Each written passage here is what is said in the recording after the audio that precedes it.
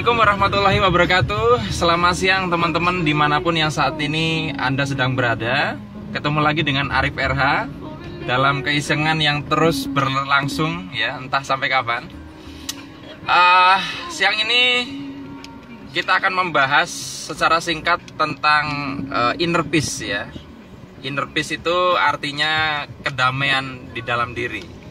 Kalau Anda mengikuti rekaman suara saya atau artikel saya di website, di situ Anda menemukan tabel vibrasi yang dibahas oleh David R. Hawkins. Di sana Anda menemukan satu penjelasan bahwa kedamaian di dalam diri atau inner peace berada di level nomor 2 paling atas, yaitu dengan kalibrasi energi 600. Dari mengacu kepada tabel itu berarti sangat sederhana ya, bahwa ketika seseorang memiliki vibrasi tinggi, dia berada dalam perasaan yang damai dalam menjalani kehidupan, maka sangat mungkin hidupnya akan lebih mudah untuk menuju kepada tahapan yang lebih bagus, lebih berhasil, lebih bahagia. Begitu.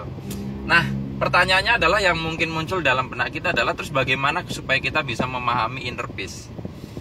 Bagi Anda yang sudah pernah nonton film Kung Fu Panda 2 ya, itu ada judulnya Inner Peace. Di sana ada satu adegan di mana si Kung Fu Panda, si Po, bertanya kepada Master Shifu, gurunya yang tikus itu. Nah, jadi kata Master Shifu, gurunya si Kung Fu Panda ini bilang gini, bahwa untuk memahami inner peace itu ada 2 jalan.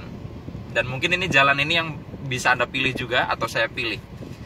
Jalan yang pertama adalah Anda harus berlatih meditasi selama beberapa tahun.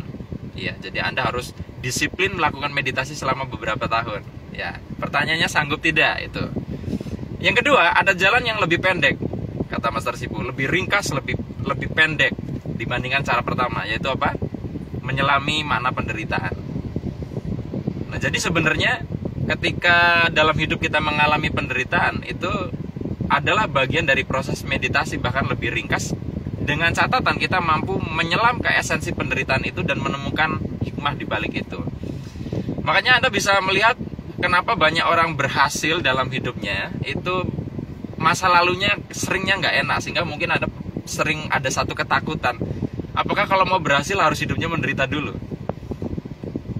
Tidak seperti itu sebenarnya, karena saya juga punya banyak data orang-orang yang menderita dan tidak juga berhasil ya. Artinya hidupnya gitu aja. Tapi di banyak sisi kita juga bisa melihat profil orang sukses selalu dulunya orang yang menderita. Lalu apa yang membedakan? Teman-teman, kenapa orang yang dulunya susah, menderita lalu jadi berhasil? Apa yang membuat dia berhasil?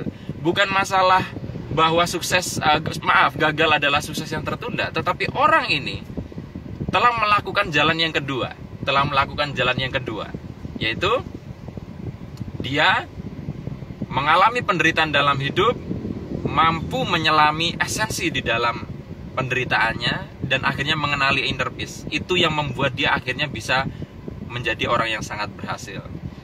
Jadi kalau misalkan Anda saat ini sedang mengalami penderitaan apapun bentuknya, entah material, entah itu hubungan sosial macam-macam, kalau bisa melalui itu mengenali esensi terdalam dari penderitaan itu, maka Anda akan mengenali inner peace. Dan disitulah titik balik seseorang bisa mengakses vibrasi yang sangat tinggi. Dalam hidup dikenal dengan berpasangan. Makanya ketika kita akan lebih paham bagaimana rasanya nikmatnya kenyang ketika kita pernah merasakan lapar. Jadi dengan menyelami esensi lapar, kita mengenali rasanya kenyang.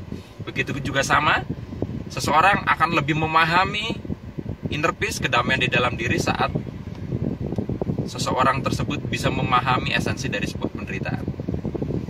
Jadi silakan Anda pilih, Anda mau berlatih meditasi selama belasan tahun mungkin, atau Anda menyelami makna dari penderitaan. Demikian teman-teman yang bisa saya bagikan pada kesempatan kali ini. Sampai ketemu lagi di keisengan-keisengan yang selanjutnya.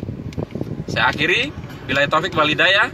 Wassalamualaikum warahmatullahi wabarakatuh.